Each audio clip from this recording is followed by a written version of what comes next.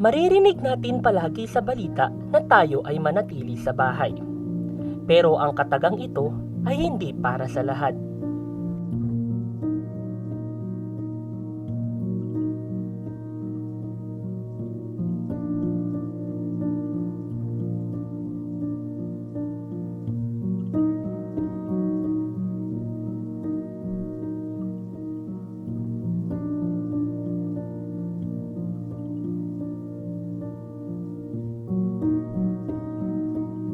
Sa isang barong-barong na ito ay nakatira si Sheena, 20 anyos at ang kanyang mga pamilya.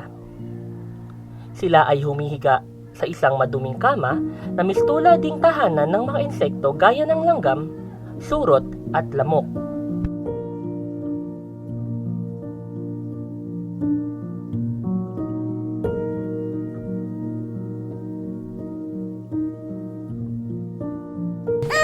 Sheena po, 20 years old. Dalawa po. Pero po kami sa Las Piñas.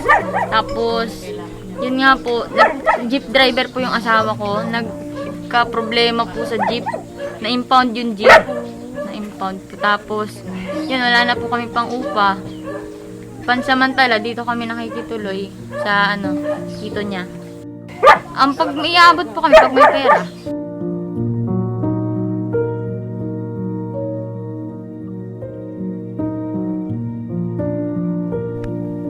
Ang masaklap pa dito, mayroon na lamang silang 1 linggong palugit para maghanap ng kanilang titirahan.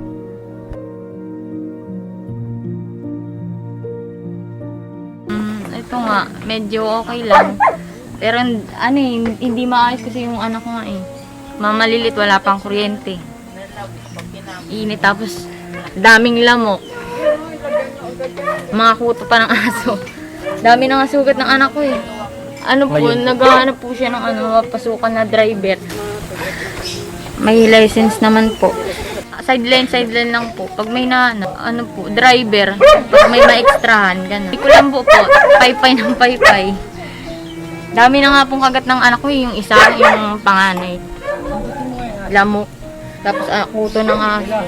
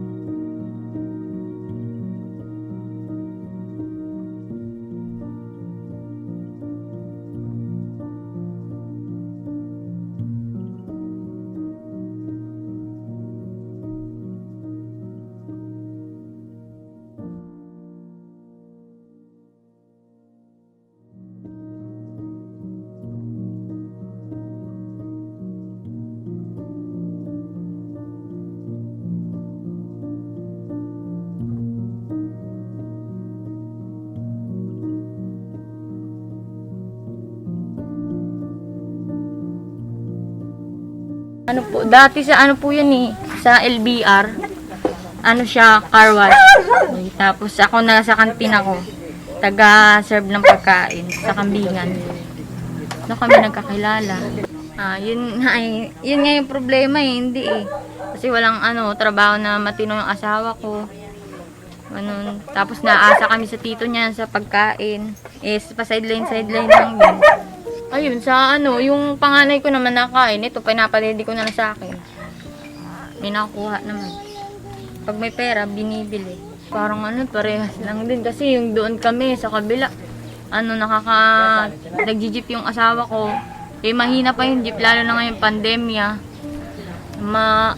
hina yung biyahe, tapos nagrerenta pa kami ng bahay. Panggatas pa ng dalawa. Sobrang hirap.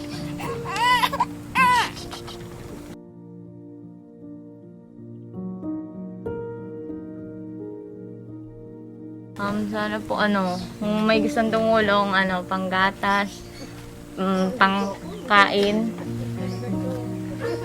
So may gustong tumulong. Sobrang hirap. Kasi yung asawa ko nga ngayon may trangkaso. Tapos naghahanap pa ng sideline. Tiniis niya lang. Makahanap ng sideline para may makain. Tito niya kasi walang trabaho eh. Sideline lang din. Tapos marami kaming kumakain. Minsan, anong oras na kumain? Minsan lang. Pag malaking kita ng asawa ko. 500, ganun. 300, 400. Isang araw. Pinabukasan, ayun na naman. Kikitain niya na naman, magagastos namin. Wala nang naiipon. Sa mga gusto po tumulong, sa may mga kaya, sana po matulungan po kami sa pangangailangan po namin. Lalo na po sa dalawa kong anak. Lalo na 1 week na lang kami dito.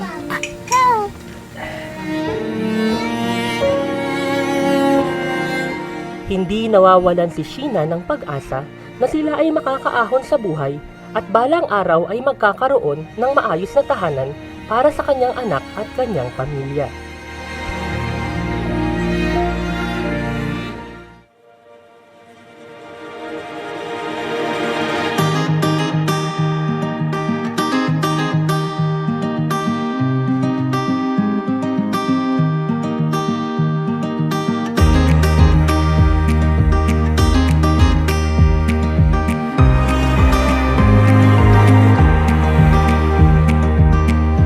Take the long way home if it meant I'd go walking by your door. Together we could see where the road will lead to the unknown.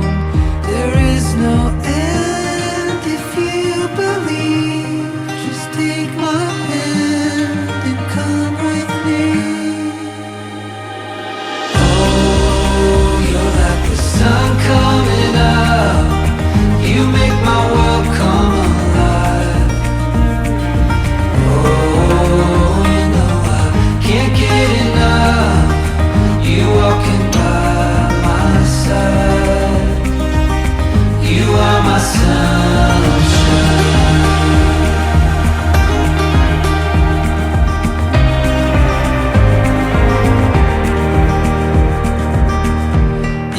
Song I sing, you're the melody, you're my golden glow.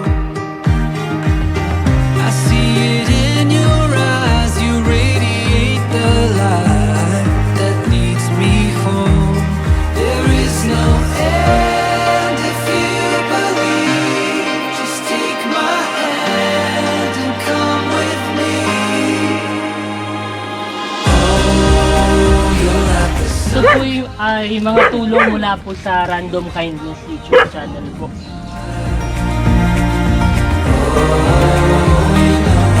Can't get enough. You walking by my side. You are my sunshine.